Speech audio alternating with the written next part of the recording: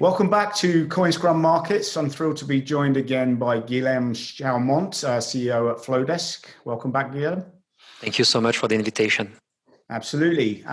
Good to have you back. As always, we're going to look at the derivatives markets, see what's going on.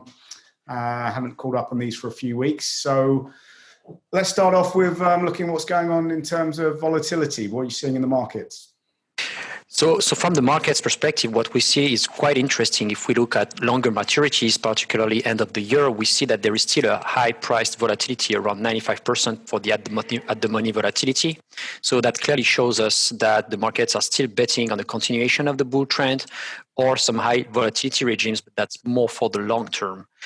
If you take that volatility, that translates actually into a 12% probability of being above 100K USD by the end of December. So that definitely suggests we're going to have some interesting things before the end of the year. Okay, cool. And what differences are you seeing across the regulated and the unregulated space?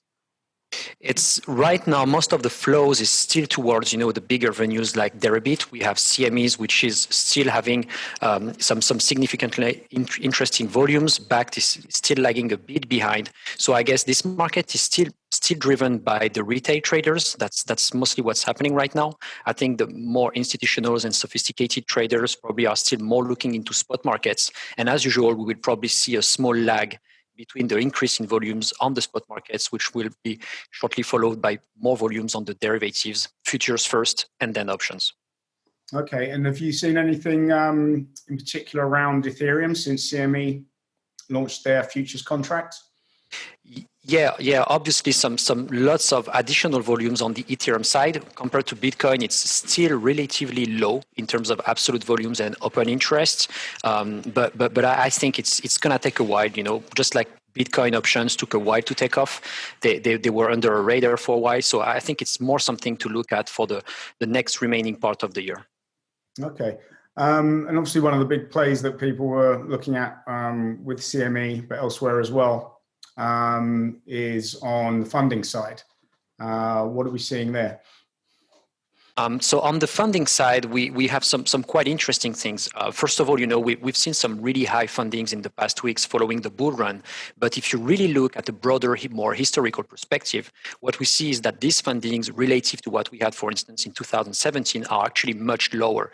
So that clearly shows us that there are more liquidity onto the derivatives venues, even the least regulated ones. That shows us that we have some hedge funds, liquidity providers, asset managers actually taking advantage of the basis trades to provide additional liquidity and actually reduce the funding itself. Okay, cool. And just given where we are at in the market, came off from the all-time high a couple of weeks ago. Bitcoin pulled back. Everything else in the market has pulled back with it. Where do you think we're at in this current cycle, and what you're expecting in the weeks ahead?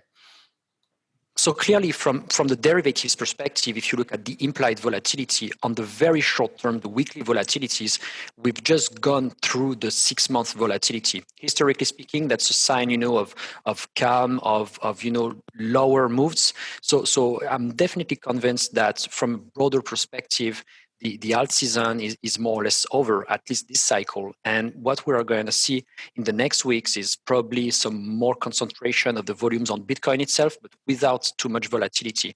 So on my end, I expect a small but steady growth of the dominance of Bitcoin itself, which will also align with the price itself, but nothing tremendous like we have seen in the past weeks. Okay, well, I guess everyone could do a breather for a while and take their evening trading rest, which they probably need. Everyone's been overdoing it. So we look forward to having a bit of downtime, but sure, it's not the end of the story this year. And we look forward to having you back in a few weeks' time and see where we're at in the market again. Thanks for joining us. That would be a pleasure. Thank you. Cheers, Guilhem.